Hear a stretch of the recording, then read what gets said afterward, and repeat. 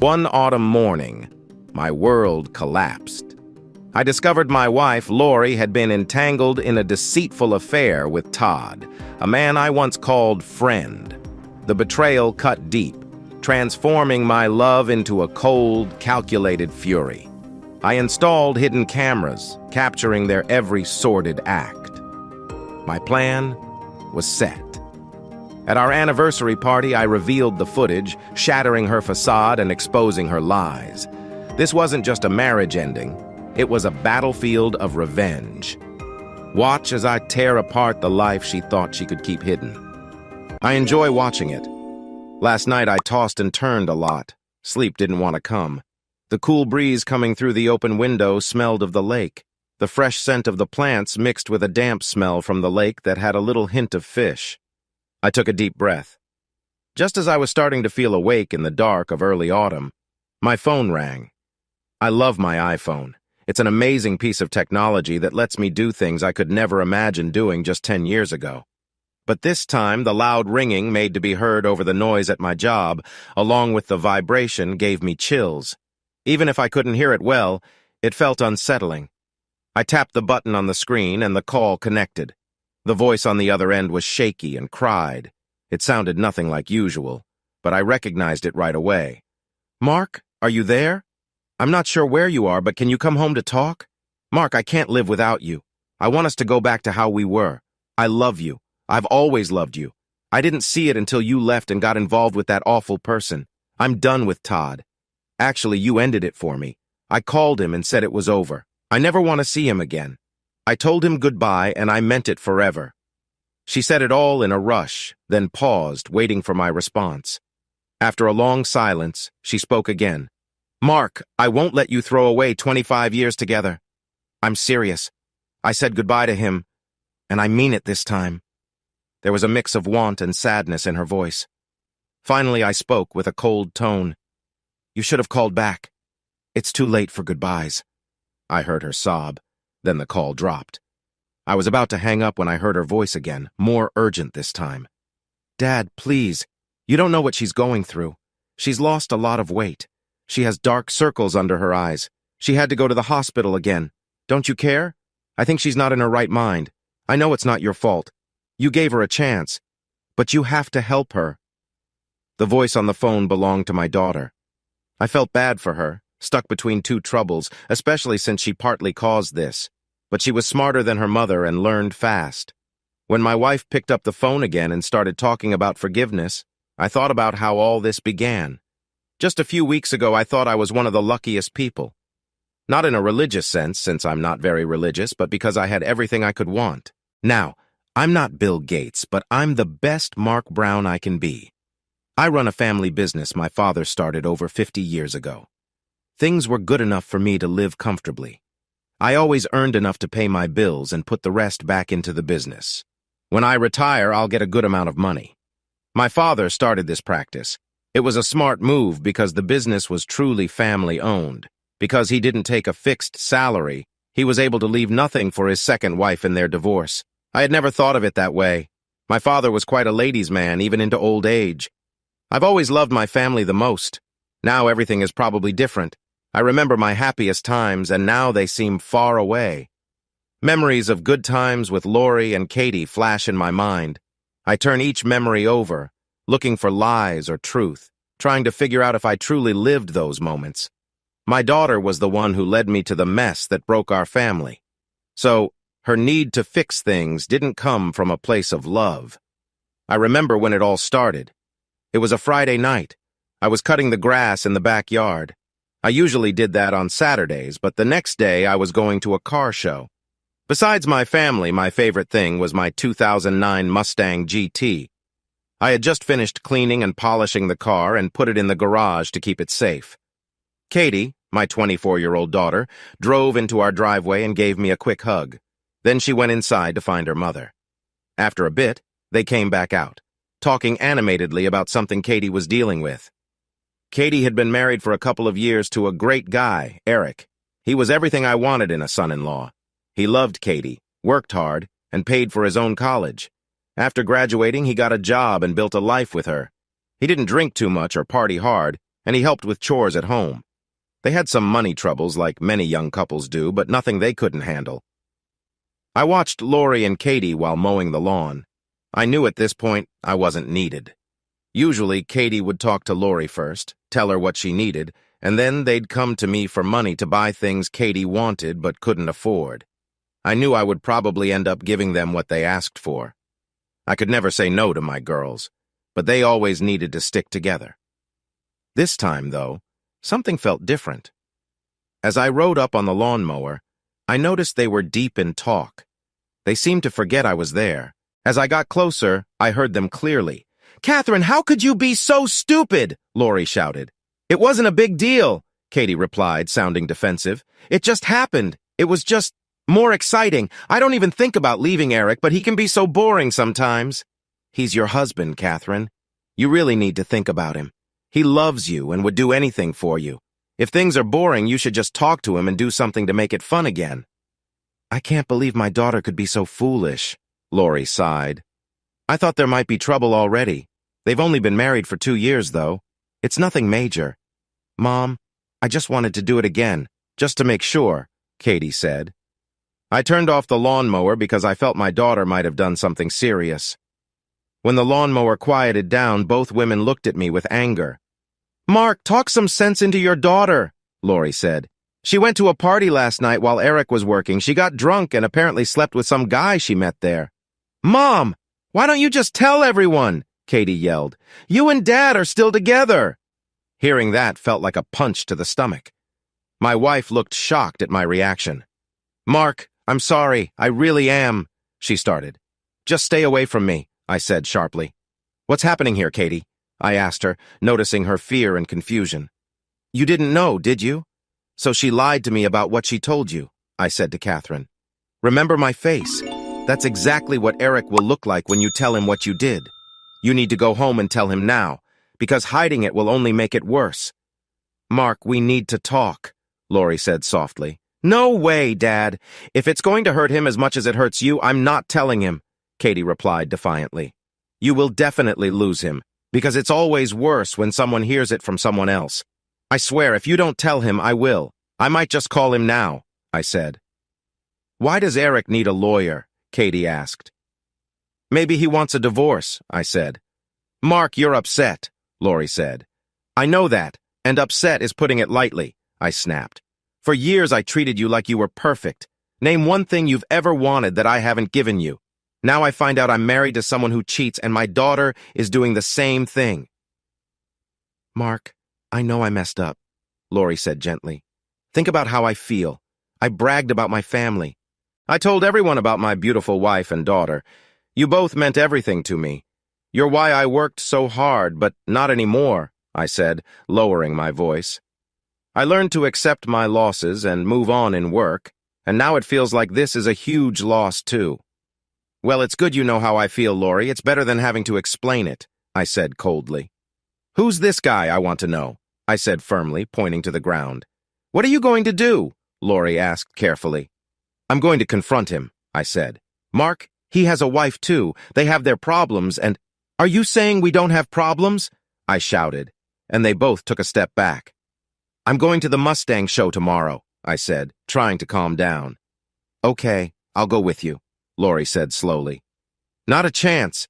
You're not coming with me," I replied firmly. "What does this have to do with us?" she asked. "Don't call me any sweet names. I'm not in the mood," I said sharply. "I don't want to be around people who cheat like you did. We won't be going anywhere together. The next time I see you, it'll be in court." "Mark, what are you saying?" Lori cried.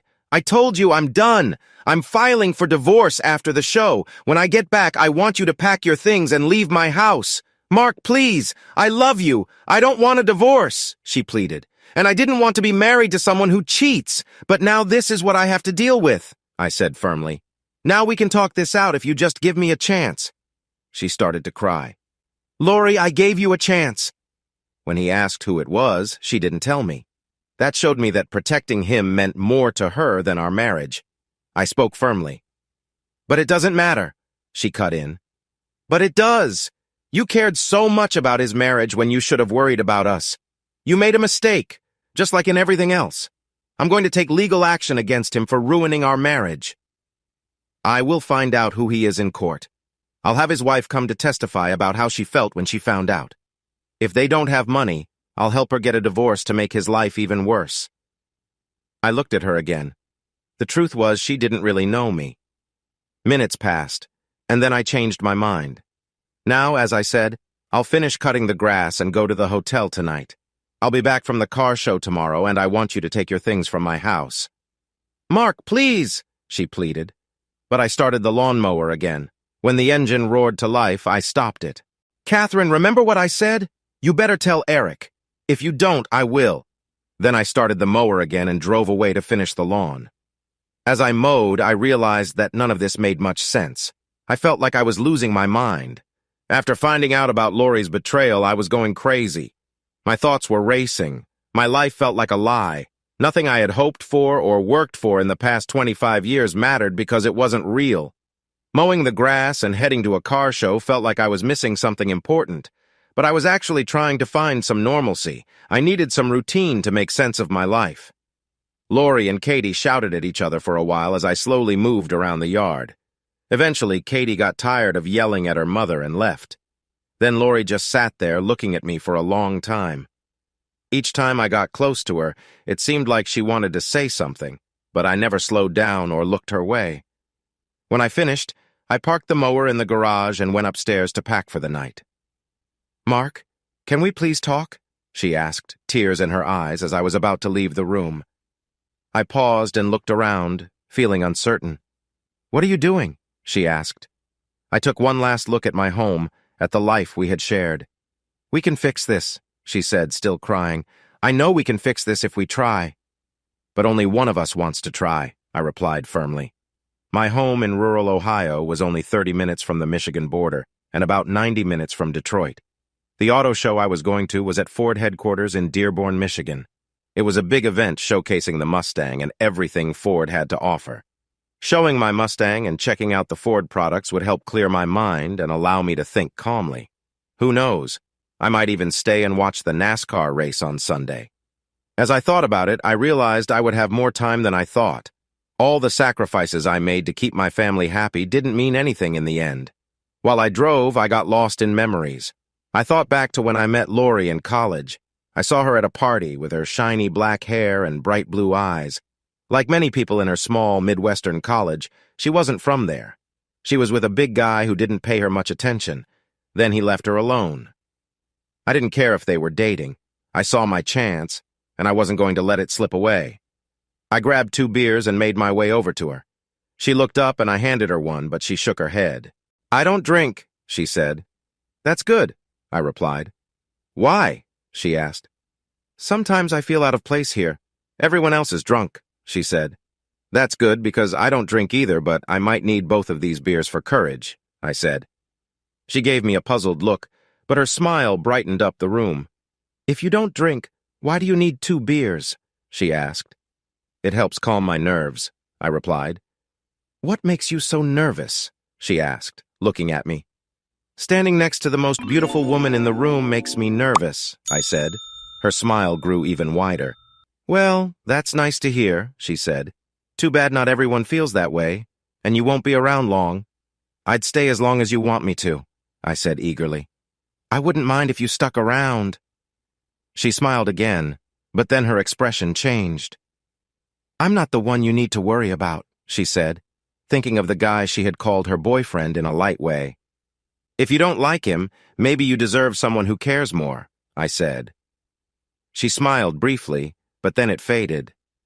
He's twice your size, she warned. And he's right behind you, she added. I turned around to see him glaring at me. I smiled and offered him a beer. He just stared at me, then opened it with a loud pop, slamming the lid with his strong hand and taking a sip.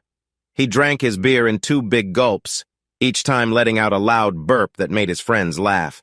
Then he turned to me with anger. Why are you talking to my girlfriend? Don't you know that's rude? I interrupted him. You have no manners. It's a party, after all. What? He replied. I brought you a beer, I said politely. He looked unhappy and said, Bring me one back, then walked off to get a beer. I shook my head while he went. See you later, he told her. She smiled at me again. I thought, if he can't get me a beer, I'll give her my other bottle and leave the party. In the months that followed, I spent a lot of time with her. Lori was sweet, quiet, loyal, beautiful, and simply a great girl. I couldn't understand why she was with Todd. Todd was very big and moved slowly. He played football and dreamed of becoming a professional player. There were always girls around him in case he made it big, but Todd could not resist temptation. He had a thing for blonde girls. He was with one of the prettiest girls on campus, but he risked it all for every blonde that passed by. Once I saw him leave Lori to sneak off with a girl who was much bigger than her. Lori had a strange view of life. She was smart and funny, but she chose easy classes in school. She didn't even have a major. One night she called me while Todd was out cheating. "You probably think I'm dumb," she said. "I sit here talking to you while I know he's out there cheating. I must seem like a foolish woman just waiting for him." "I don't think you're dumb," I told her. "Some of the things you do surprise me, but not in a bad way. And I don't mind him cheating because it means we can spend more time together." She looked at me with surprise. "Why?" she asked. "That's the problem," I replied. "I want to be more than friends, and I think if we spend time together, you'll see I'm the better choice for you." "Besides waiting for Todd, what else surprises you?" she asked, changing the subject. "Well, it's the classes you take," I said. "You're smart, but you're taking mostly easy classes without any real plan." She smiled. "I'm not looking for a career. I just want to be the best housewife I can be." "Is that a bad thing?" she asked. "No, but I have 2 questions for you. First, if all you want is to be a housewife, why are you in college? And second, if you want to be a housewife, why not take cooking or parenting classes?" She explained, "We had a plan. Once we started dating, Todd would become a pro and make millions. But he needs to play well in college first. So I took the same classes as him to help him with his studies." It worked at first. He got good grades on his assignments but failed most of his tests. The teachers thought he was just bad at testing. They gave him extra assignments and he barely passed to stay on the team. "Then he'll go pro. We'll buy a beautiful house and live happily ever after," she said. "Yes, until he starts cheating with everyone," I replied. "He's just having fun," she said. "Once we're married, he'll stop." We both knew she didn't believe that. It was just hope. "You deserve better," I told her.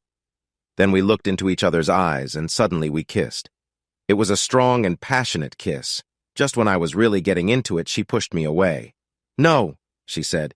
"You need to find someone who loves you for you. You deserve someone who won't put you second for anyone else." I said, "You don't even have to look far. I'm right here." "Do you only want dark-skinned women?" she asked, a tear in her eye. "Lori, this isn't about that," I explained. "I've never hinted at that." "Then what is this about?" she asked sharply. "Why are you always next to me? What does it mean if you don't want me around?" "All you have to do is say it, and I'll leave," I said. "I'm here because, Lori, I love you. I've loved you since I first saw you at that party. I know we're both in tough situations, but that's love. It makes you hope for a chance, even when the one you love is with someone else." "Stop it," she said. "I've had enough for tonight." As I was leaving, she called my name.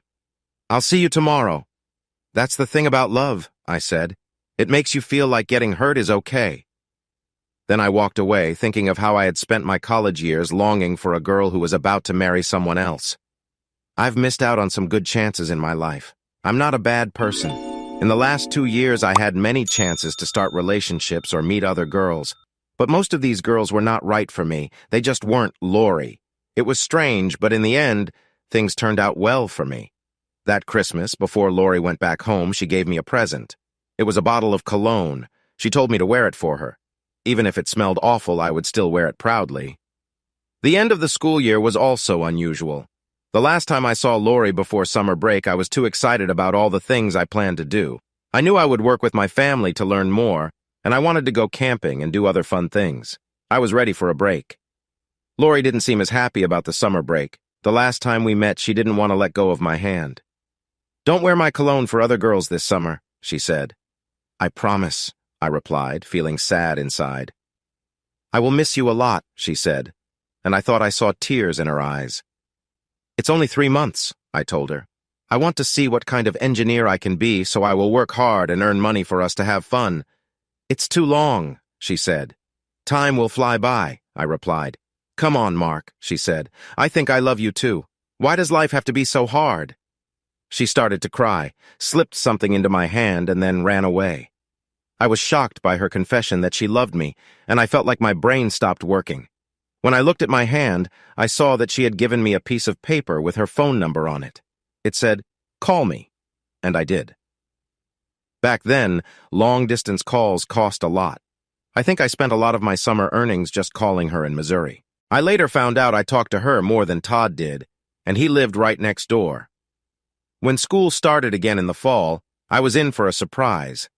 I had just settled into my room when someone knocked hard on the door. I opened it to find Todd standing there. He looked like he was trying to shine more than the sun. It was like standing in front of a big shadow. "Where have you been?" Todd asked. "Whatever you think I didn't do it," I said. "I just got back to campus today." Todd shook his head. "I haven't been able to relax since we got here 3 days ago. I need you to do what you did last year." "What did I do last year?" I asked. "You spent time with Lori to keep her company for me," he said. "I want to have fun right now because once we're married, my only fun will be on the field. I owe you one, buddy. As soon as I sign my huge NBA contract, I'll give you a piece, okay?" Todd said. "Sure, Todd." I smiled. "I'm your wingman." He started to leave, but I called after him. "Hey, Todd." He turned back with a smile. "The NBA is basketball. Football is NFL. What are cars?" I asked. "NHL," he replied. "Right," I said. "Damn it, Todd," he suddenly shouted. "This idiot owes me money," he said. "NHL is just left turns. That's NASCAR," I said. Todd walked away, grumbling about wanting to beat his brother. Less than 20 minutes later, Maury arrived. A lot changed in that year. Lori and I spent almost all our free time together when we weren't in class. We kissed a lot. By the end of the year, it was like a routine. Lori felt bad about it, so I didn't push her. But every time we said goodbye, I had to pull her away. "Kissing you is better than my nights with Todd," I said. "If we went further, that would be amazing." "You've only had a night once," she said with a nod. I shook my head. "I keep wishing summer wouldn't come," she said. "But it will happen. The NFL draft starts in a few weeks. Todd will be chosen, and then he and I will move away. I might never see you again." "I love you so much, Mark," she said, and it felt like my heart would burst. "I feel the same way," I said. But I thought about finding my own girl and getting through this, but things didn't go as planned. Todd was not picked for the NFL. He didn't get chosen in the first, second, or third rounds. No one wanted him. His agent tried to help, but soon Todd lost him and started calling teams himself. He went to see some of the worst teams in the NFL, but they all said no. He even asked me to call a CFL team for him. I finally got through to the team president in Ottawa. "Hello? I'm calling about Todd Williams," I said. "Who?" the man asked and hung up on me before I could say anything. I got a report about Todd, and it hurt to read. He was big enough for the NFL, but teams thought he was too slow and not smart enough for the fast game. He was a college player who didn't have the speed, smarts, or skills for the big leagues. The report included a video showing how teams had figured him out over the last 3 years. While he was big, he was also slow, and they didn't double-team him anymore.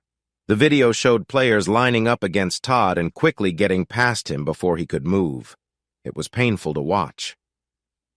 After 4 years in college, Todd was still far from getting a degree because he had lost his spot on the sports team.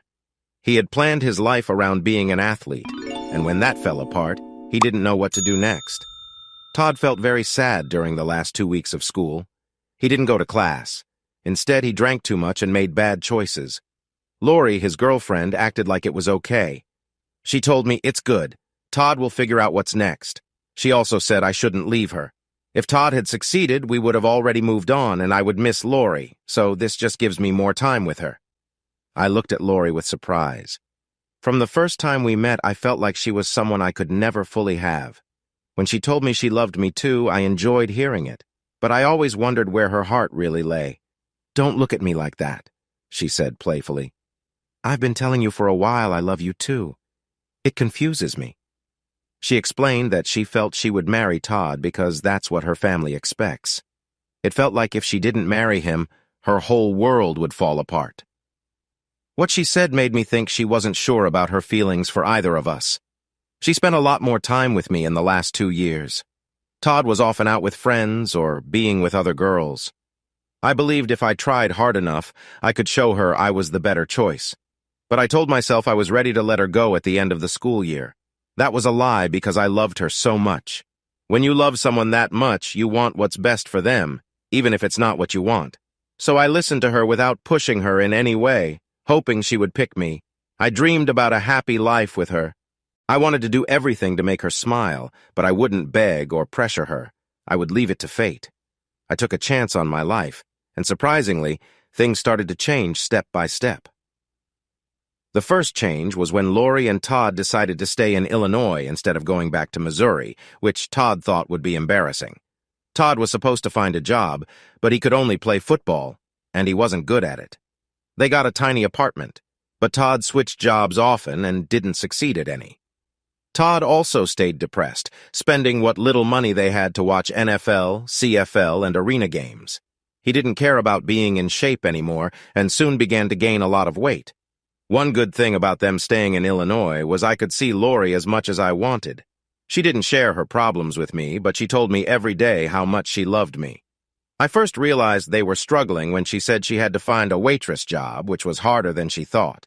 They needed her paycheck to pay the rent. Then one day I had to leave work to pick up a very upset Lori. She called me and asked for my help. I had never seen their apartment, but it was only an hour's drive away.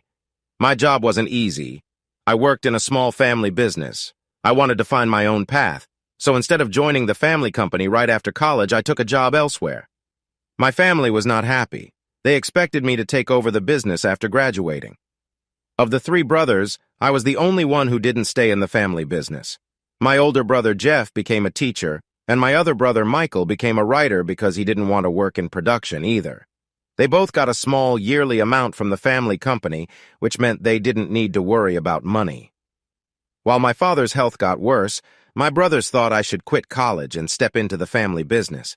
I worked there every summer and knew it well, but neither of my brothers cared about the business. They just wanted their checks.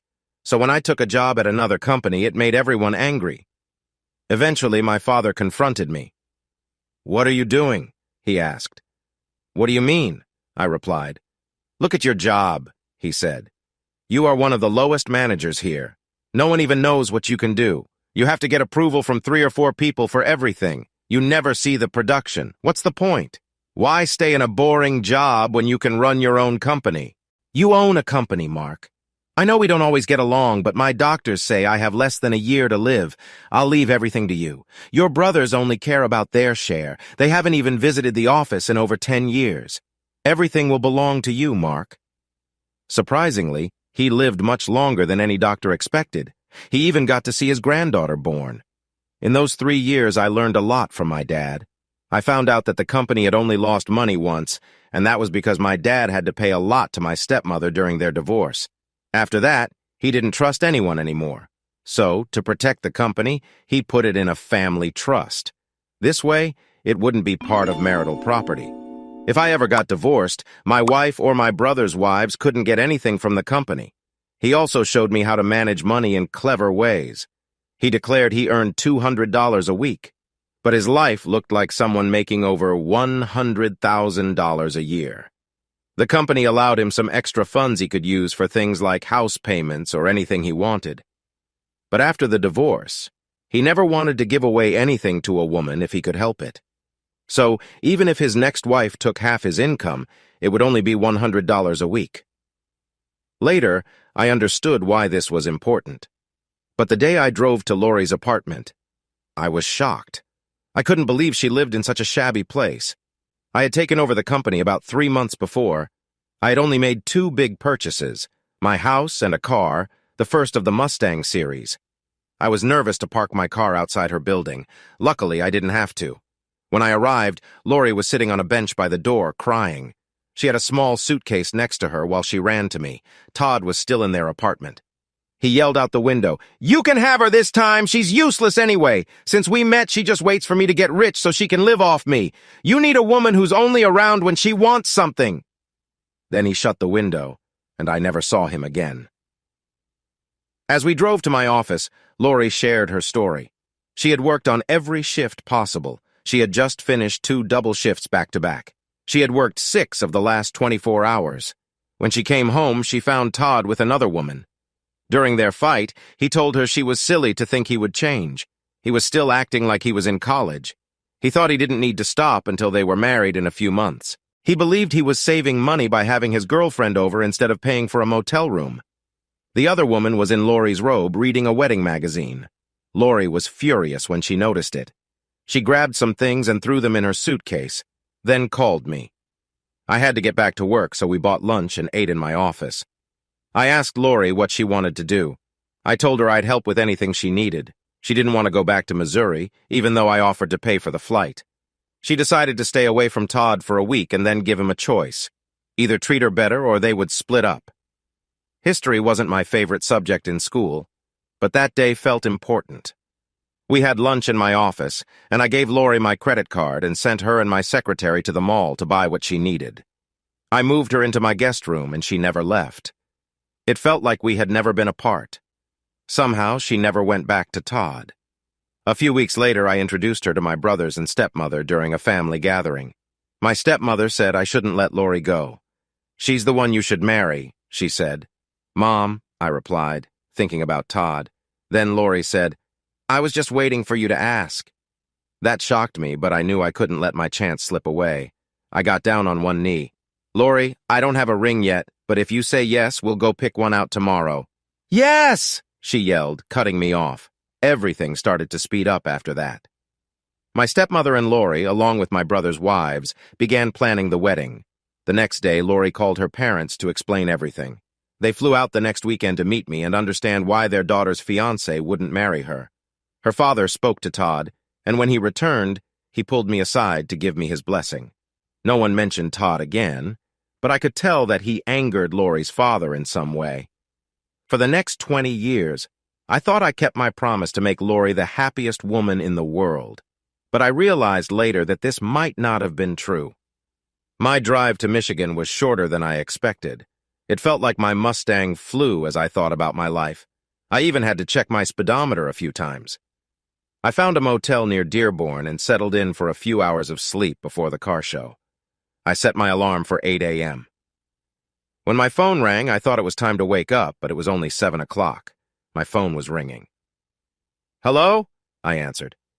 "Hey," came the reply. She said that not getting enough sleep and the shock I was feeling made me sound more tired than I really was. "You sound the same as I feel," she told me. "Have you calmed down enough for us to talk?" "Lori, I don't want to talk to you," I replied. "For over 25 years, I gave you everything." "You never asked for anything I wouldn't agree to," she said. "I loved you so much that I wanted us to have a perfect life, and we did." She added, "Mark, it lasted a long time. We've been married 25 years, but remember, we were together for 2 years before that. So if you love me so much, why can't we just go back to having a perfect life?" "It was a perfect life," I said, "but also the unhappiest and luckiest woman on earth, just like you promised. So why can't you just forgive me this one time?" "Because it was one big lie," I interrupted. "I heard you and Katie yesterday. Whoever you were with, it wasn't just a one-time mistake.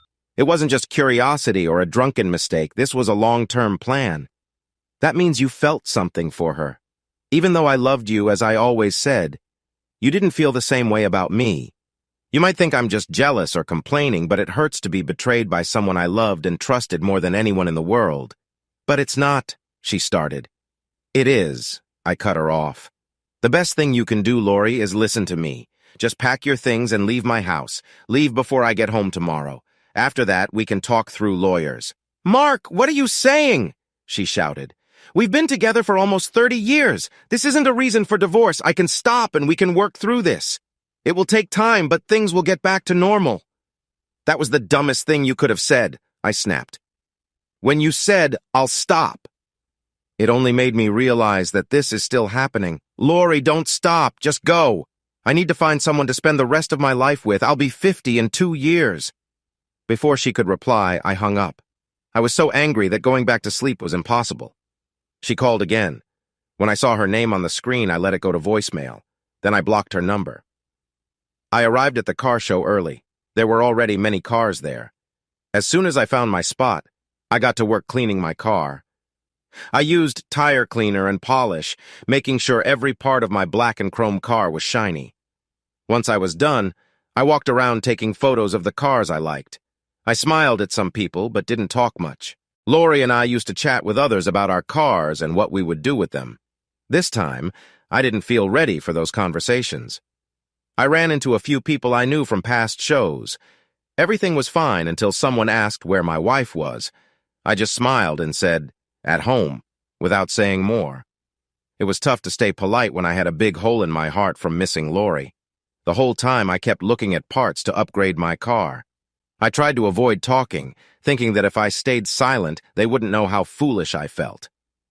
I had dinner in my motel room and decided to stay another night. Usually, Lori and I would go home right after the show, but this time, I wasn't in a rush. The next morning, I took my time.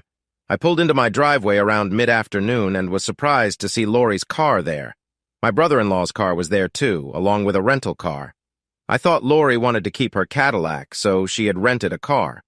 I figured my son-in-law was there to talk about my daughter's affair. As soon as I entered the house, I realized I was wrong. Not only was Katie there with Eric, but Lori's parents were there too, in their late 70s. Lori had gathered everyone to back her up. She was sitting on the sofa with Katie and her mom, who were trying to calm her down. "Everything will be okay, Lori," her mom said as I walked in.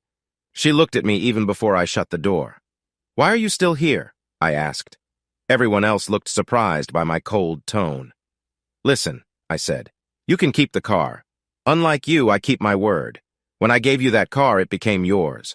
I'll still pay the loan, but you need to get your own insurance."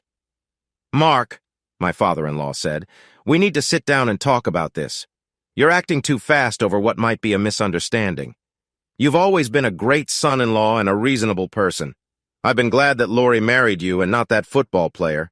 I replied, "I would have found someone else and avoided this whole mess." "Come on, Mark," he smiled. "Every couple has problems. Lori's mom and I almost broke up over silly things. There was that time I lost my whole paycheck gambling in Vegas, and we nearly lost our house." "Is that what you're saying? Lori has been having a long affair?" I asked in disbelief. I said to him, "Your daughter, the one I've loved and supported for about 25 years, has been spending time with another man for a long while. I found out just yesterday when she was telling Katie how silly it was to be with someone else." Katie looked very pale. "He's lying, isn't he?" Eric asked. But Katie turned her head away. My in-laws were shocked and silent. Lori started crying even more, not saying anything to her parents. Eric and Katie began arguing loudly. I went upstairs to put my things away. Lori followed me up. "Are you happy now?" she asked. "You told my parents your version of things. Now they think badly of me and you've messed up your daughter's marriage." I replied, "All I could tell your parents is what I know. You didn't want to share the details of your affair with me. I just want you out of my life." I also told Katie that if she didn't tell Eric, I would. I think she thought I was joking because she hadn't said anything to him. I left the house calmly, got the car wash supplies from the garage, and my father-in-law asked, "Are you sure now is the right time to wash the car?" I answered, "No matter what happens, I'm going to work tomorrow. My car is dirty, and it's too nice to leave it that way." He told me that I would have to negotiate with Lori. "Everything is settled now," I said. "Just like that?" he asked. I tried to talk to Lori and asked her who this guy was, but she wouldn't tell me. It seemed like keeping him safe was more important to her than saving our marriage. From my side, Lori was my dream woman. I put everything I had into our marriage. Learning that she was cheating on me for a long time was a shock. This wasn't just one mistake. When she called me yesterday, I realized she hadn't stopped. There's nothing left to save here. I told my father-in-law, "Take her with you when you leave. I won't waste more time on her." He said, "Mark, I'm also very mad at Lori, but I know my daughter loves you. We may still find a way out of this mess." He explained that Lori shouldn't leave until the court tells her to. He reminded me that even though I owned the house before we got married, the courts might let me keep it. But it was better for both of us to talk it out while we were there. "I'll ask the court for counseling," he said. "They'll have both of you come to sessions, and that might help you talk and work things out." I replied, "No court can make me accept a woman who cheated on me." He pointed out that Lori agreed to stop, so maybe we could try to fix things. I told him to try as hard as he could. Then I picked up the hose and started washing my car. Eric left angrily. Minutes later, Katie came out, tears in her eyes. "How could you?" she asked. I didn't respond. I continued to wash the car. After that, I waxed it, cleaned the tires, and polished the wheels. It felt like everyone was watching me wash my car. Then I went back inside and packed another suitcase. Lori came up to me and said, "I'm not leaving. My dad says a good lawyer would tell me to stay in the house, so you're stuck with me until a court makes me leave." I responded, "When can we talk?" She asked, but I said we couldn't. "I won't get physical with you. I'll wait until the court tells you to leave." "But you can't do this!" she cried. "We need to fix this." I told her, "It can't be fixed, and you don't want to fix it. I didn't cause this." I added, "Everything will become clear later on. I'll contact your dad's lawyer tomorrow." She started to protest, but I cut her off. Inside, I felt torn and hurt, but I didn't want her to see my pain. Just then, my neighbor called. He didn't live near me, but close to the lake house my family had owned for over 30 years. He called to let me know the grass was too tall and asked if I wanted to pay him to cut it. I told him to go ahead and I could pay him the next day. He said no problem and that I could mail him the check. I couldn't cut the grass myself because I had my car and the lawnmower wouldn't fit. I planned to stay in a motel until I could resolve things with Lori, but this lake house idea seemed better, especially since she was staying at my place until the court told her to leave. The lake house was smaller but had everything I needed, even cable TV. I just needed to call the company to turn on the service. It even had internet, ready to use once the cable was connected. The downside was that it was a 45-minute drive from my house, meaning I would spend an hour driving every day. But I loved driving my car. The next morning, after checking that everyone was working well, I called my lawyer. He only worked in business law, but I hoped he could suggest a good divorce lawyer for me. The lawyer he recommended was ready to take my case. He said we should create 2 sets of papers. The first set would be done my way. I would file for divorce because of cheating and not give Lori anything. She could keep the car and her things and just leave my life. I could also sue her new partner for whatever we could get. This was allowed in our state. The second set of papers was kinder. I would ask for a no-fault divorce and give Lori a few $1,000s to help her start again. I wouldn't ask her who she cheated with because it didn't matter to me. I just needed to move on and start fresh. He told me that in his years as a lawyer, he had seen many divorces. In most cases, people just grew apart. He said that even though it felt horrible, none of us were bad people. We just made choices that seemed right for us at the time. The best way forward was to let go of anger and focus on finding happiness. If I wasn't happy with Lori, I just needed to find something or someone that would make me happy. He noticed that the people who could move on and leave their past behind were usually the happiest. Those who held on to their anger often ended up sad or unhappy later in life. At first, I didn't understand this, but I agreed to listen to his advice. I wrote him a check and he said he would have the papers ready in a few days. We could meet Lori and her dad. I gave him my father-in-law's number and tried to focus on my business. I thought keeping my life normal would help reduce the stress I felt about my failing marriage. But it didn't work. Before lunch, my secretary called me. Sylvia had been with me since I took over the company and often missed Lori's calls. I thought it was time to update her on what was happening with us. I answered the phone expecting a client or supplier. "Mark Brown here," I said. "It's Lori Brown," she replied. "I can't believe you've gone this far. Did you really hire a lawyer?" "Yes, Lori," I said. "That's what people do when they get divorced. Aren't you aware of what your father has said about this? Isn't he your lawyer? You should know by now that it's best for you to leave the house." She started to protest. "Honey, I just thought if we talked about counseling and if I stayed here, we could work through this together as adults." I interrupted. "When I first found out, I asked you about it. You didn't want to talk. You protected him. I hope you mean as much to him as he does to you because when this is over, you won't have a home." You can't be serious, she replied. I'll tell you everything. Lori, I don't want to know anymore, I interrupted. I don't care. I just want this to end. My lawyer is smart. He says moving on is best for me. I want a fresh start. That's what I want too, she said. If we sit down and talk, we can start again. I know it will take time, but we'll get through this. We have a past that matters. Goodbye, Lori, I said. Please don't call me at work again. I'll see you in court. I hung up and went back to my work. A few hours later, I got another call. It was Katie, my daughter. Dad, why are you doing this? You've been together for so long. Doesn't she deserve better? A woman who cheated deserves what she gets, I answered. I loved your mom from the beginning. I never raised my voice or put anyone before her. If anyone deserves better, it's me. She was quiet for a moment. What if you found out I cheated? Wouldn't you want to keep your family together? Probably, I said. But why aren't you on my side? I didn't do anything wrong. I think it's my fault, she said. If I hadn't said anything, you'd probably still be happy. Are you saying I would still be confused and not know what's going on? I said, something feels off to me about all this. Also, if you knew she did that, why didn't you tell me?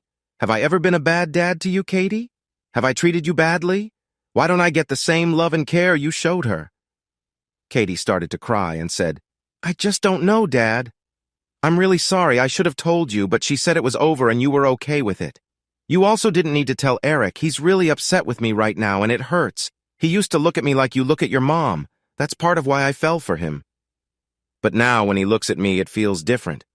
Even if we can fix things, it may never be the same again. I said, Katie, you're lucky you don't have to go through this again. Your mistake was just one drunken moment. Eric will forgive you. But I cheated on my husband, she cried. A married woman shouldn't end up in this kind of trouble.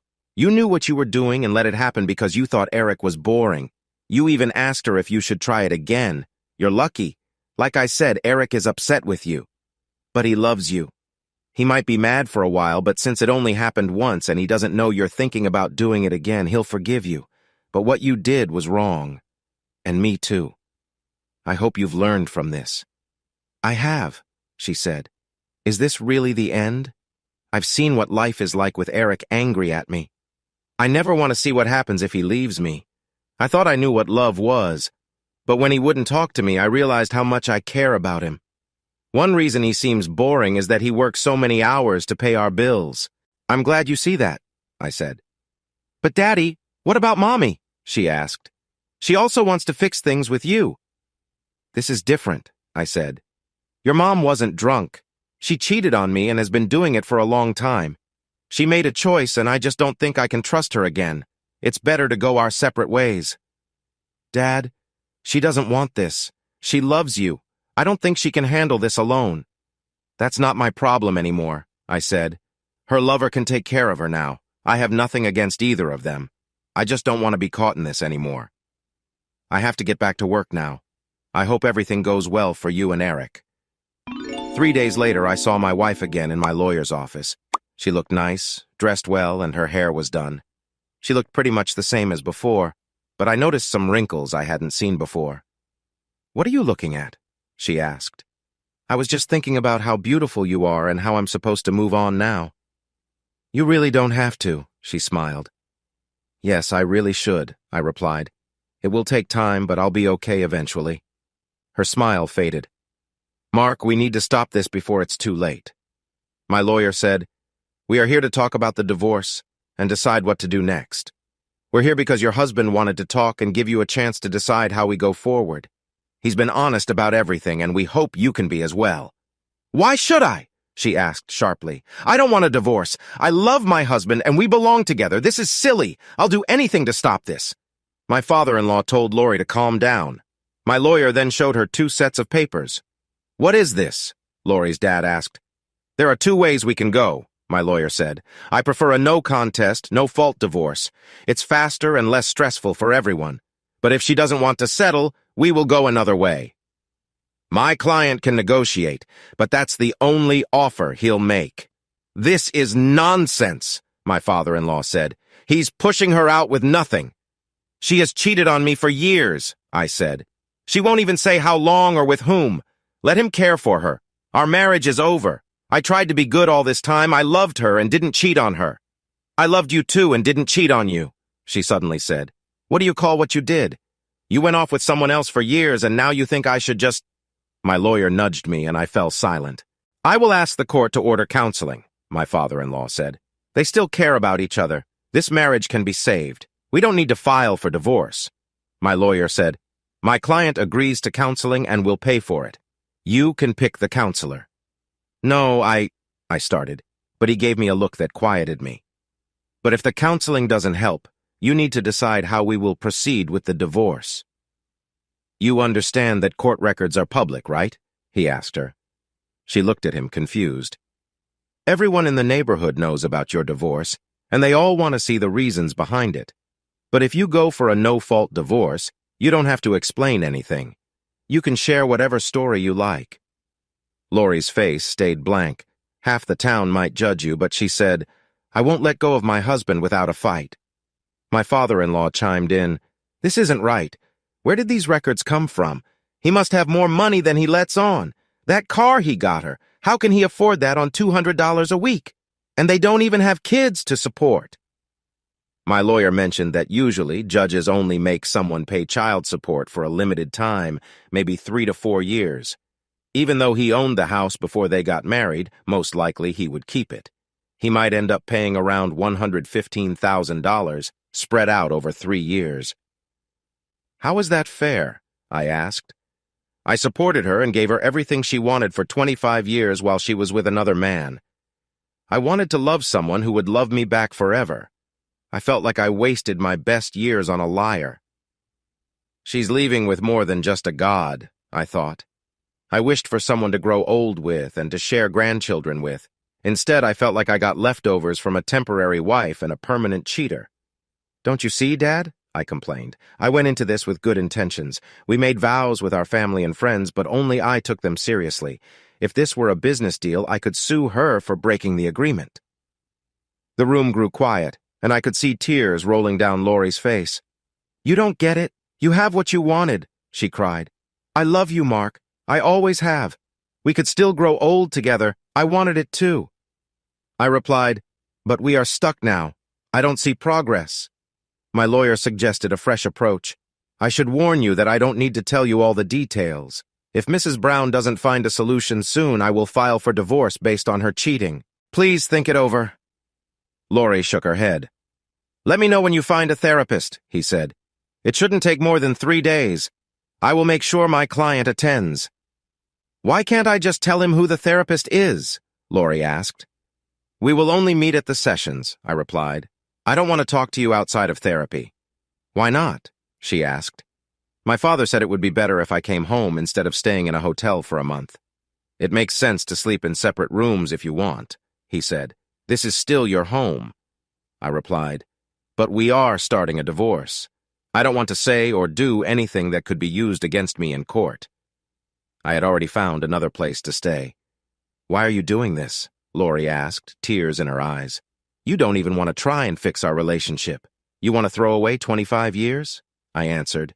You made those choices. I'm just trying to salvage what's left of my life.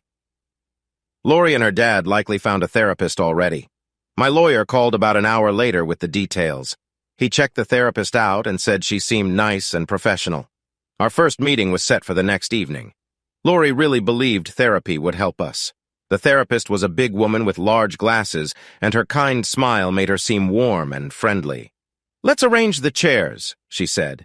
You can sit anywhere, but let's make it easy to talk. I took a seat, and Lori moved her chair closer to mine. The therapist noticed and said, That's interesting. I asked, What do you mean? I can often tell a lot about couples by where they sit, she explained. I see that Mrs. Brown cheated, but I expected you to sit apart. You didn't. I wonder why. I shrugged. She continued, First, we need to understand why you are here and what you want. My goal is for you both to leave here feeling better no matter what happens. Mrs. Brown, let's start with you. Why are you here? The therapist asked. I want to change my husband's mind and save our marriage, Lori quickly replied. And you, Mr. Brown? The therapist asked. I said, I just want to speed up the process. The therapist looked confused. I explained, I knew they would want us to go to counseling eventually. If we waited for a judge to approve it, it could take weeks. So I decided to start therapy right away. This way I save myself almost 2 months of waiting and get the divorce faster. So you think your marriage can't be saved? She inquired. I replied, sorry, but I don't think it can. Let's focus on you, Mr. Brown. Why do you think your marriage failed? The therapist asked. I answered, my wife cheated, and I don't want to be with her anymore. Do you agree with this, Mrs. Brown? She asked. No, I don't agree, Lori said. He just doesn't get it. I want to marry him. I love him. The problem is she doesn't say anything about it. I lost my temper. I can't deal with this anymore. I don't know how it started or when it began. I don't know who this other guy is or why she started being unfaithful to me. I tried my best to be a good husband, and I know I did everything right. Dear Mark, she suddenly cried. It didn't start. It just never stopped. You didn't do anything wrong. You did everything right, she said. I felt like I owed him something. What do you mean it never ended? I shouted. I stood up so fast that my chair fell over. I looked at her and asked, It's Todd, isn't it? She started crying more. The therapist tried to calm her down. I just shook my head. I turned to leave. Mr. Brown, where are you going? The therapist asked. I don't need to be here anymore, I answered calmly. I'm not upset, but this case needs to end. What do you want? The therapist asked. When I first met Lori, she was dating a guy who was always cheating.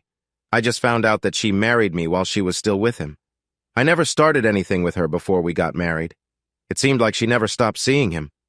I was okay with it because they had been together for a long time. The only thing I regret is that I supported her all those years. I have a lot to do, I said. What things? The therapist asked. I need a DNA test for my daughter, I replied. Some of her traits don't seem right for someone with my genes, and I also need my lawyer to do something different. I want to sue Todd for ruining my marriage. If it turns out Katie is his daughter, I will also sue him for everything I spent raising her. At least I can ask the judge to cancel our marriage because it was based on lies. Lori married me while pretending to be truthful. It should be clear that Lori and Todd owe me a lot of money. I didn't even look at Lori when I left the room. Maybe I should have. I went to my lawyer's office and told him about the therapy session. He quickly got to work, and that's when things got real. In just 2 days, I became very popular but also very unhappy with many people. My father-in-law was furious. My mother-in-law was upset too, and my daughter was sad. Todd called and threatened me, and a woman I didn't know wanted to meet me. Then my father-in-law came to my office. What happened to you? He shouted. I fell in love and got betrayed, I said. Forget it now, he replied. Lori is in the hospital. Do you care? Lori cheated on me for 25 years, I said. She didn't care about me from the start. I loved her with all my heart. My heart is broken. Aren't you sorry? I'm the victim here, I said. So don't complain to me because Lori is upset. Lori started all this. I might not even be Katie's father. Aren't you sorry? He asked. Trust me, he said. Katie is your daughter. He sat down across from me. Do you have anything to drink here? He asked. I shook my head. Oh, right, you don't drink. That's one thing I've always liked about you. I never thought you accepted me. Don't be foolish, I said. When I first met you, I was surprised because everyone thought Lori would marry Todd. I believed in that story for a long time, but when I met you, I had to figure out how the story changed. Seeing what Todd became made me glad Lori chose to marry you. All I wanted was for my daughter to be happy. Once I realized she was happier with you than she was with him, I felt better. If I had known for even a second that she was doing this, I would have made her stop, he said. But despite your differences, I believe 2 things. I know my daughter truly loves you, and I think Katie is your daughter. I just looked at him. You don't need a DNA test to prove this, he said. Todd isn't smart enough to be her father. I smiled a little and nodded. It doesn't matter who her real father is, I said. I raised her. I thought she had my beliefs. No matter what happens, I can't change the past or the joy that little girl brought me. So I have to focus on what I know now.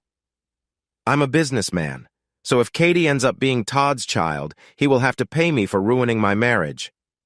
You don't get it, son, he said. Todd didn't ruin anything. You love Lori, and deep down, Lori loves you. The memories you both created over 25 years are real. Todd just tricked Lori and used her guilt. You have a beautiful home, a lovely daughter, and a nice life together. You have each other. Todd gained nothing but a little money. He would visit her sometimes out of guilt. It doesn't change the fact that it wasn't right, I said. I agree, he replied. But there are different levels of right and wrong. Smart people see that life isn't always just black and white. There are many shades in between. Life is full of colors. Just think about it. Your wife is in the hospital after 25 years. Doesn't she deserve a visit? That evening, as I was getting ready to leave, Katie was waiting for me. She sat in my car with tears running down her face. So I'm not your daughter, right? She asked. I'll take the test. But I've never even met this guy. How can you think I belong to him? Before I could respond, she jumped into my arms, crying hard. Katie, you will always be my baby, no matter what. This isn't about you and me. It's just another way to make him pay, she said. How much is he going to pay? I was so mad I went to talk to my mom about everything. He's just an old, homeless man with a bad attitude. He's married to an older woman with messy hair. He used to have a regular job. He cheats on his wife and has never had kids. Not with any of the women he's been with. His mom says she made him use protection each time. I don't belong to him at all. Then she looked at me. What's wrong? She asked. What did I say? I replied. Katie, it's not you. Your mom and I didn't use protection. When we decided to have you, that was all we wanted. Then she started taking pills. We were just buying protection to use on the side. It shows she was trying to cheat on me. The more I hear, the more it hurts. I went to see Lori in the hospital. She was connected to machines, but looked scared when I came in. Her face changed from surprised to angry. You're here to keep me down, aren't you? She asked. I can leave, I said. Your father thought I should come by. I sat on the edge of her bed. Why are you hooked up to all this stuff? I asked. When you left, I almost had a heart attack, she whispered. It was a bad panic attack, but my blood pressure got so high that the doctors were worried. I've only loved 2 men in my life, she said. Even though you keep calling me, I've only been with the same 2 men, so if it looks like I'm not very good at it, it's not some plan to hurt you. When I met you, I was still with Todd. You knew that and still followed me. I never lied to you. Each time you asked why I stayed with him, I was honest. I stayed because I loved him. But when I saw you, your eyes lit up mine. It was magic. Mark, you made me feel special. Over time, I realized I loved you too. Just because I loved both of you didn't mean I stopped loving Todd. I was just stuck. I hated how Todd treated me. I wanted him to be better, but I couldn't stop loving him. We had plans before you came into my life. One day I realized I was cheating on him with you. Of course, we never went all the way. We just kissed a lot. But if you ever pushed me, we would have gone further. You were too kind to rush me. Then everything fell apart. I was scared. My life wasn't what I wanted. I hated living with Todd in that small apartment. He never changed. Mark, this hurts so much. When I was in college, if he cheated on me, you were there to help me feel better. That's why I called you. You came, saved me, and treated me like a princess. And I didn't lie to you, Mark. I really loved you, and I still do. I wanted you to ask me to marry you. When you did, I said yes because I love you. I wanted to have a life with you, raise our kids, and grow old together. I still want that with all my heart. Please don't look at me like that. We're still married, so I can call you whatever I want. I was excited for our wedding. It would be the best day ever. Then Todd called. He apologized and said he would get help. He said he was sad and couldn't deal with his life. He felt like he failed in his dream to be a pro athlete. He turned to other women to feel better, but he wanted to fix things. When he said he wanted me back, my heart broke for him. He was so sorry for everything. All my feelings for him came back. It didn't mean I cared for you less, but I was stuck between you both. I told him about you, and he got mad and hung up. A few days later, he called again. He said he understood. He asked me to give him a chance to win me back, like I did to you. He kept calling, and soon we were seeing each other again. Before I knew it, we were together physically. I didn't want that. I need to tell you that it's not because I like it. I do it because I feel guilty. I'm asking for help, Mark. He begs me, and I do it out of guilt. I should have known I was making a mistake when he didn't seem bothered that I was going to marry you. In fact, he said it was okay. He even told me that if it was fair for you to take me from him while you were supposed to care for me, then it was fair for us to keep talking while I was with you. I know it sounds silly, but I really couldn't let go of either of you, Mark. This was the easiest way to stay close to both of you. And you have to know that even though I always loved you more, I felt bad for him too. You have a great life with so many good things. Todd was never that lucky. There were times you gave me money to spend without even asking. When I went shopping, I often bought a nice dress and showed it to you before dinner. Then I'd give the rest of the money to Todd for food or rent. He would blame me more and more. He said terrible things and often told me I used people. I stayed with him because I hoped he would be a successful athlete. But when that didn't happen, I left. I tried to break up with him many times, but he always made me feel guilty and I went back. I know you think I was with him all the time, but I promise it was only once or twice a month, no more. I always made him earn what he got. There was never a time he didn't work for it. That's why you think our daughter might not be yours. It's funny. But please, get the test results and then apologize to her. There's something else you should know. After Katie was born, I stopped seeing Todd. That was when I found out what he really thought of me. She wiped her eyes. Mark, Todd never loved me. From day one, he liked girls with blonde hair. He only picked me because I was smart enough to help him through high school and college. He came back to me because I brought him your money. I felt like such a fool. I went to his old apartment and arrived early. I brought him some money and hoped to just drop it off and leave. Katie was born a few months ago, and I didn't have any close contact with him while I was pregnant because he said I looked too big. I heard him say he was only with me for the money. He said, I'm only with her because she makes me money. He never thought I was attractive. He called me stupid and boring but needed my cash to pay the rent. He reminded me that he was actually married to someone else, not me. A little later, the door opened, and a big woman with few teeth came out. I couldn't believe it. She saw me and smiled as she walked past. I felt so foolish standing there. For weeks after that, I ignored his calls, but soon he became rude and said he would tell you everything if I didn't come back. So I went back because I didn't want to lose you, Mark. I love our life and our family too much to risk that. Over time, having a night with him once a month didn't seem so bad. It was small. It wasn't like what you and I did. I began to think of it as paying a tax. For every 10 or 12 times we were close, I thought I had to give Todd something. Most days, I just lay there and thought about what I needed to buy. I usually saw him while you were at work, then went shopping after. Even though I loved you with all my heart, a small part of me didn't want to let go of him. So now you know everything, she said. I left the room as she yelled for me to come back. 25 years is a long time, but I kind of remembered where that old building was. I walked around and finally found Todd sitting on the steps of the building. Time had not been nice to him. He was still big, but now very overweight. I wondered how someone without a job could be so big. I also noticed he walked with a limp and had spots on his arms, looking dirty and unshaven. He even had an oxygen tank behind him. When I got out of the car, I called him. He turned and I saw he recognized me. A woman stood next to him, looking confused. How's our girl? Todd smiled, but I noticed he was missing some teeth. In anger, I rushed toward him and hit him hard in the stomach. He gasped, and as he fell, his oxygen tank fell off too, making it hard for him to breathe. I didn't care. I started kicking him. Each hit made him struggle. I think he tried to yell, but he couldn't take in enough air to make a sound. Then everything went dark. When I regained my senses, a paramedic was holding something under my nose. I realized I was handcuffed. Todd's wife had knocked me out from behind. The police pulled me up. I told them I didn't need a hospital, but I wanted them to drive my car to the police station. I warned them that if my car got stolen or damaged, they would be responsible. They ended up handcuffing me to the steering wheel, but let me drive with one cop beside me. The officer looked at me like I was worthless. What kind of person attacks a disabled man? He asked as we drove. I told him everything, from Todd's blackmail to my guilt about Lori. Tell that story and you might get away with it, he said. I called my lawyer, and 2 hours later, I left without charges. I only had one thing to do: talk to Lori. Once I shared my story with the district attorney, DA, he agreed to work with me. I might have faced a simple assault charge instead of a serious felony charge.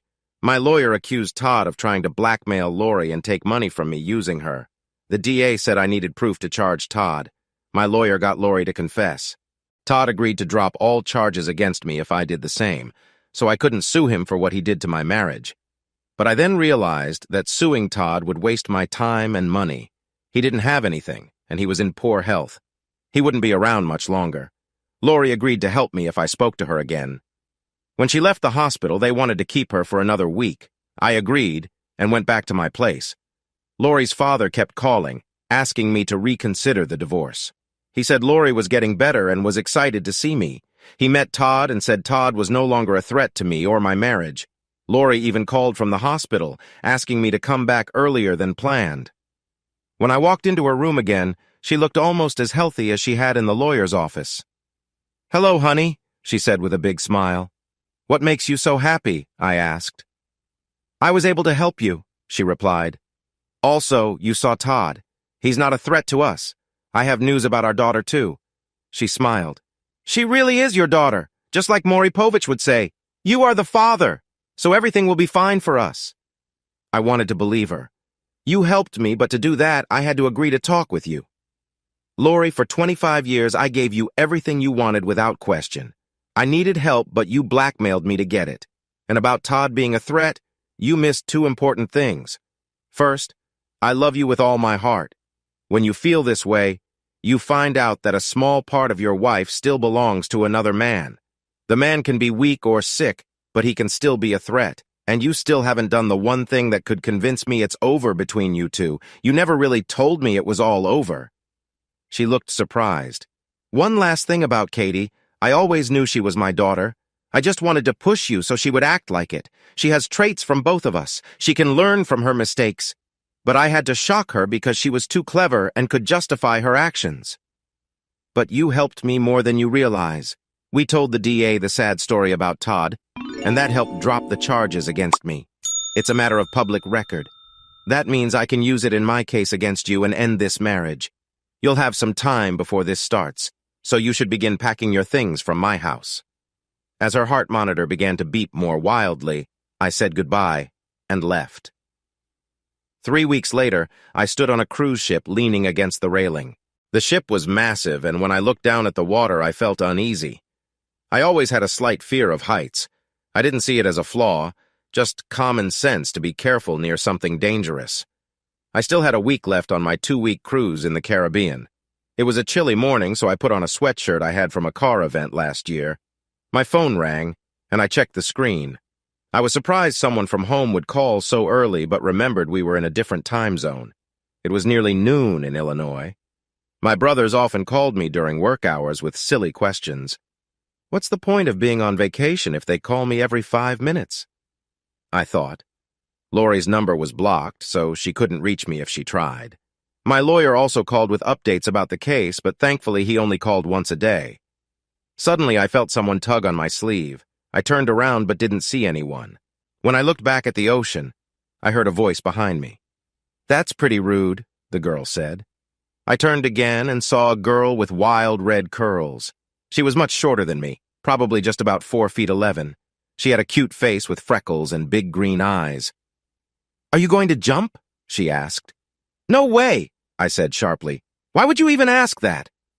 "I just thought if you are, I want your shirt," she replied. "Don't worry, I'm not judging. I've thought about jumping myself." I frowned. That's the worst way to die. Falling into water from a height would hurt a lot, and you'd freeze or drown. "Thanks for the cheerful words," she laughed. "If I go back to being sad, I'll find another way to end it." "What could make you feel that way?" I asked. "What do you mean by someone like me?" she replied. I said, "I didn't mean anything bad." "Liar," she shot back. "What are you talking about?" she asked. "You're nice," I said tiredly. "What do you mean?" she replied, smiling. I was scared to say more. I didn't want her to get angry or to start something I wasn't sure about. "Are we really going to talk about this?" she asked. "If so, you should either come inside for breakfast or give me your t-shirt. I'm cold." Her mood shifted. Her face looked even more beautiful, but she was a bit upset. I reached out my hand to her, and she took it lightly. As soon as we got on the ship, we ordered breakfast from one of the many restaurants on board. "I'm Emily Anderson," she said, holding out her small hand as we sat down. "Mark Brown," I replied. We spent the morning sharing sad stories about our lives. She told me how she fell in love with a guy in high school. They got married and stayed together for 18 years. One day she came home from work and found him in bed with her cousin. They talked, and she found out he had felt unhappy for years. He thought her small size and their lack of children made him want to leave. He had been thinking about separating for a long time but never told her. She also learned that 2 of her cousin's kids were his. She divorced him so the family could be together, even though it hurt her deeply. They still kept in touch. When they split up, her ex gave her a ticket for a cruise that he had won from a radio station. She didn't know what to do next. She thought about just getting in the car and driving until she found a place where she felt she belonged. She couldn't go back to Tennessee. It would be too embarrassing. I shared my own sad story. "Wow," she said. By the time we finished our food and talking, the sun was high in the sky and it was warm. "What are you going to do today?" I asked. "You know," she smiled, "go to the movies and things like that." "Let's stay on the deck a little longer," I suggested. "I know we just met, but I enjoy talking to you. I like your voice and your spirit." "Mark, I like you too," she replied. "But I should warn you, I have red hair. I don't tan, I just burn." "Can we meet after the sun goes down?" she asked. "I don't want to wait that long," I said. "I can do things indoors too." She smiled, and I was drawn to her. We spent the whole week together, except when we slept. We talked about everything we could think of. I even offered her a job once, but what I remember most is our last day together. We started kissing. I knew it was wrong because I was still married to Lori, but kissing Emily felt so thrilling. It wasn't just because we were still getting to know each other. I also knew it wasn't just about cheating. Her lips tasted like fresh cherries, and I didn't want it to end. I thought it would be a sweet kiss, but she had other plans. She held the back of my head and kissed me deeply. She wrapped her arms around my neck and jumped into my arms without breaking the kiss. "Let's go to bed," she insisted, but I hesitated. "Forget the details," she said. "Live in the moment. What will happen?" So we did. We spent our last day at sea in my cabin. Later in the afternoon, I woke up from a nap to find her curled up next to me. When I tried to move, she pulled me back closer. We eventually got up and went out to dinner, then walked around the deck. The strange thing was we didn't say much. We communicated with looks and small gestures like we had known each other forever. "I've never done this before," she said. "Wow, you're learning fast," I admired. She playfully hit my hand. "I've had a night before, you silly." She smiled and brushed her wild red curls out of her face, showing me the spark in her green eyes. "Who said you're not attractive?" I asked. Then I pulled her in for another kiss. "That's enough," she said. "I'm 38, and my 13-year-old niece has bigger boobs than me." She paused and looked at me with fire in her eyes, her lips turning up in a smile. "Anyway, I've never done anything like this before. I never had romance. All those kisses and hugs made me feel good for the first time. Now, I feel strong and ready to move on." "Thank you," I said, surprised. "It sounds like a goodbye." "It's not a goodbye," she told me. "I was married for a long time to a man who loved me but wasn't passionate with me. I'm stuck in a small town in Tennessee. I want to see something new." Hearing that made me sad. I couldn't believe I met this wonderful woman who made me forget about Lori so quickly. She had lifted me from my sadness to feeling alive again, and now she was leaving. She leaned in for a kiss, and a tear rolled down her cheek. I felt anger. I wondered if I should kiss her. After all, we didn't know each other well. Should I want this?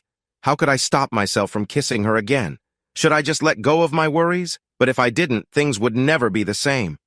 It felt wrong to cross that line, but before I could think more, she pulled me in and kissed me. I held her tight. "Oh no, cowboy," she said with a smile. "We won't have a night so soon, but I promise you will have your chance." As I leaned in to kiss her again, she stopped me with another kiss. "I don't know how to say goodbye," she said, "so don't look for me in the morning. Just remember me and move on with your life." She kissed me again and walked to my closet. "I'm taking my t-shirt to remember you," she said with a laugh. Then she left. The next day was busy for me. I turned on my phone and started calling my lawyer.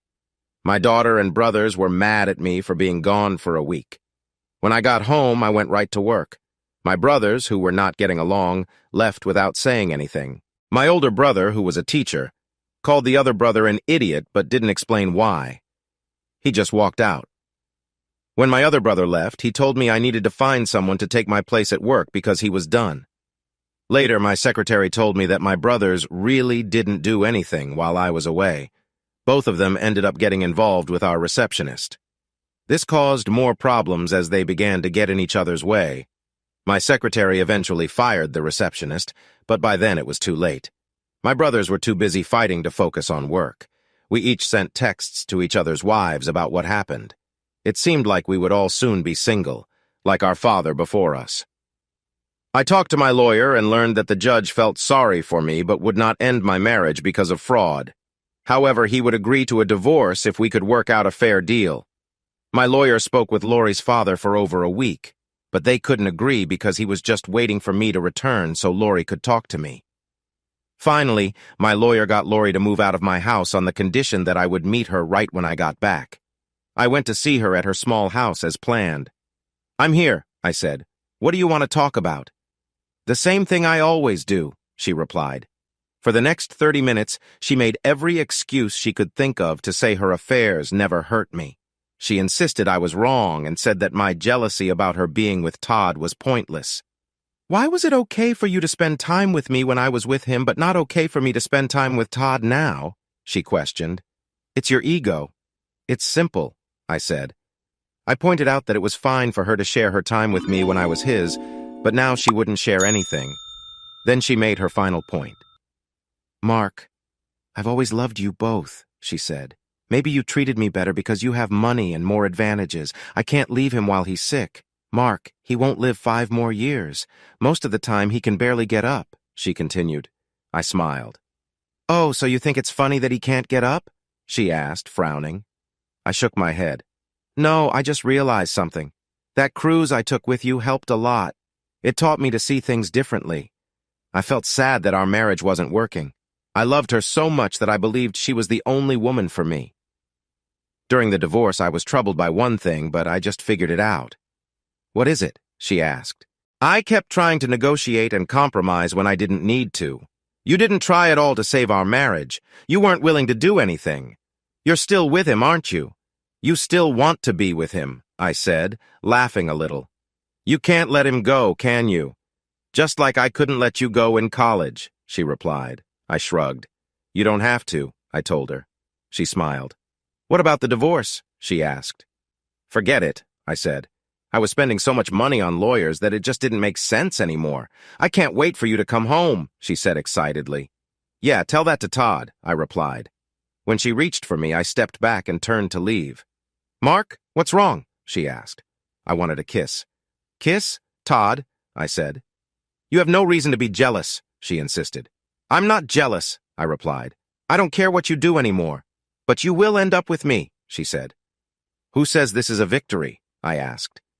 "Then why not agree to the divorce?" she wondered. "Because a wise woman recently showed me that life is too short for games. I need to focus on now. Just because I'm not divorcing you doesn't mean I can't find my happiness. Being legally married doesn't mean we have to live together or have a life together. In the end, I really won. I kicked you out of my house. Now I just need to find someone who makes me happy and move in with me." She stood there, shocked, not knowing what to say. "I wish you and Todd happiness," I said. "Say hi to him for me." On my way out, I talked to Eric. I asked him to come work for me. I wanted someone to help while I took breaks. I invited him to the plant to discuss it further. After that, I got several angry messages. Some were from Lori's parents, a couple were from Todd, and one was from Lori using my daughter's phone. Lori's father was upset because my choice to refuse the divorce meant that Lori wouldn't get any money from me. I had cut her off from all my accounts, which meant her father had to support her again. Lori's mother was really upset because her almost 50-year-old daughter had to move back in with them. Lori was complaining and crying a lot, which was starting to annoy everyone. Todd, who was used to getting money from Lori, now had none. Lori was really angry and cursed at me during a phone call. A few things had made her mad. First, she found out her credit cards didn't work. Then, after arguing with her mother, she decided to come back home, only to find the locks had been changed. She thought about our conversation a lot. Over the next few days, I remembered the woman who had given me good advice. I focused on work to help myself feel better. I kept my distance from places where Lori might be. One Saturday evening, while I was washing my car, she showed up. The Mustang isn't a big car, but it felt huge when she stepped out. "Wash mine next," she said with a smile, wearing the sweatshirt I had lent her 8 days ago. "What? You," I began. "How are you? You told me all about your life. Did you think I wasn't listening? You even shared the name of your business in your town." "You didn't tell me you had a Mustang," I replied. "You didn't say what you had either." She smiled back. "So why are you here?" I asked, still feeling worried about her leaving again. "I didn't just drop by, I'm staying." "I thought you wanted to travel the world," I said. "I thought so too." She smiled and moved closer. When we had been apart for 6 hours, I realized I might have made a mistake. A big fight began in my mind. I had just ended a long, bad relationship, and I was scared of starting a new one. But another part of me said that she made me feel better in just a week than my ex Levy had in 18 years. That seemed worth it. As she spoke, I noticed she was getting closer to me. I began to think about how she never said she loved me, but she did call me nice. It felt like she thought I was good-looking. I argued with myself again. I wanted her to know how I felt, especially since she didn't want me to leave. I thought she was a bit hurt when I walked away. I had told her before that I just didn't know how to say goodbye, so I came here to see what she thought. By then, she had hugged me. "I have a job opening for a receptionist," I mentioned. She kissed me, and I tasted cherries again, but I said, "You can't have it." "Why?" she asked, looking at me. "If I looked at you all day, I wouldn't be able to work." "I guess I should move on then," she said. "If you try to leave me again, it will be trouble," I said, kissing her again. "Well, I'm not one for trouble," she said, wrapping her arms around me. "I need to tell you something," I started. "I already know," she teased. "No, Emily, this is serious," I insisted. "I'm quite serious about you," she replied. "I didn't realize it until you left." "I called off the divorce," I told her. Her eyes widened in surprise. She got up and sat on the wet hood of my car. "After everything she did to you?" she asked.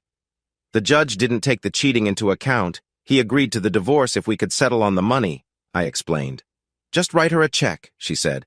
"Life is too short for this." "Exactly," I agreed. I told her how the game worked and why I called off the divorce. "So she doesn't live with you anymore?" Emily asked. "No, you do now," I answered.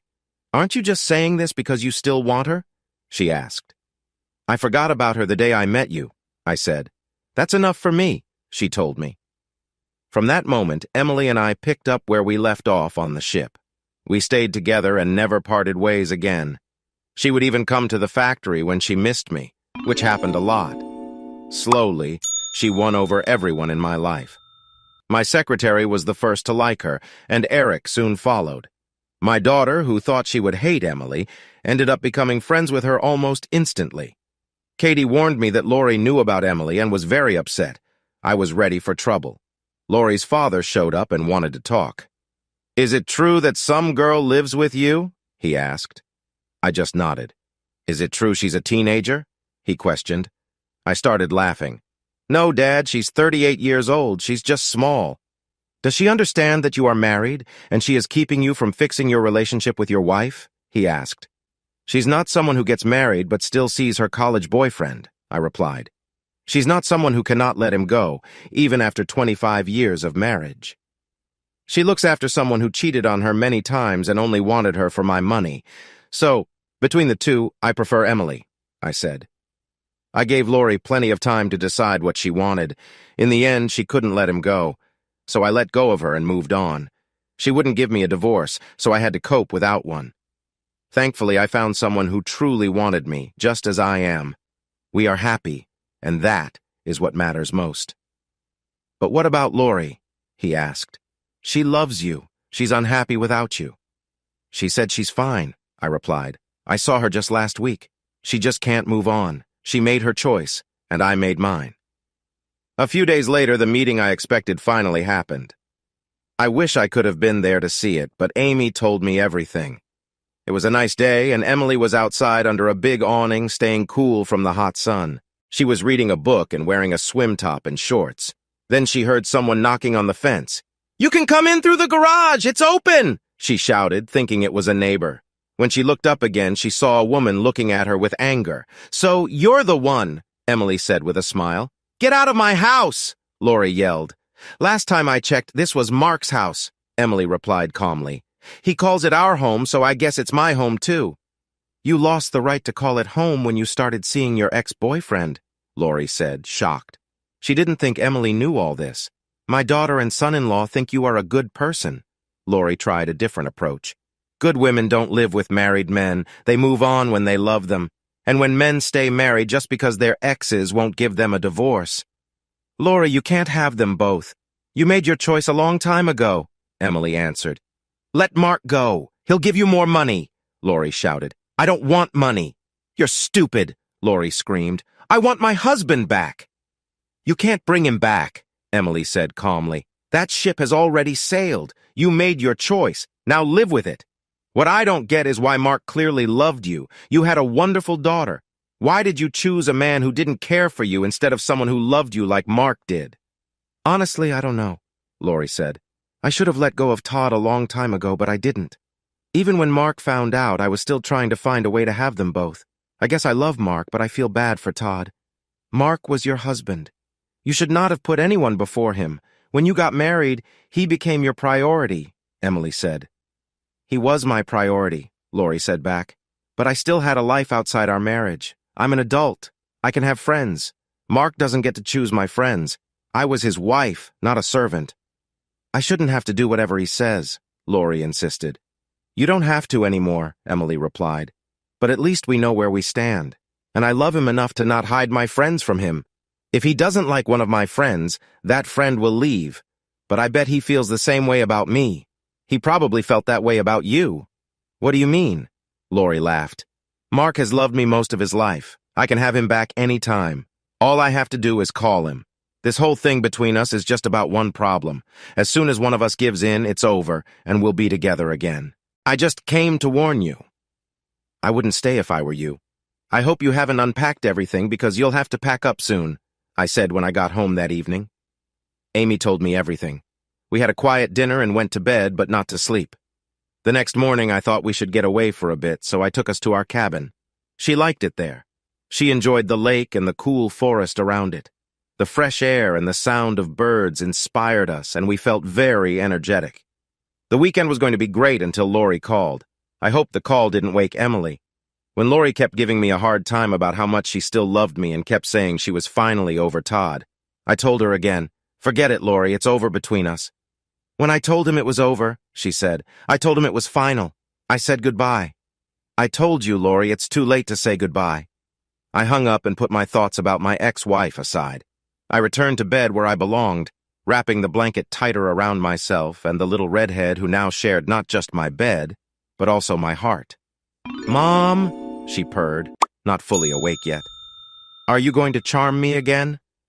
"Whenever I get the chance," I replied. What's up, story lovers? This is the Story Guy, and if you're hungry for crazy tales and mind-blowing narratives, you've come to the right place. Don't forget to smash that subscribe button so you don't miss out on our weekly dose of crazy cheating stories, fun fiction and gut-ripping comedy from around the world. But that's not all. We also create our own original stories, and trust me, you won't find these anywhere else. Want even more spine-tingling reads? Head down to the description and grab our exclusive story collections. Thanks for watching, and I'll catch you in the next video.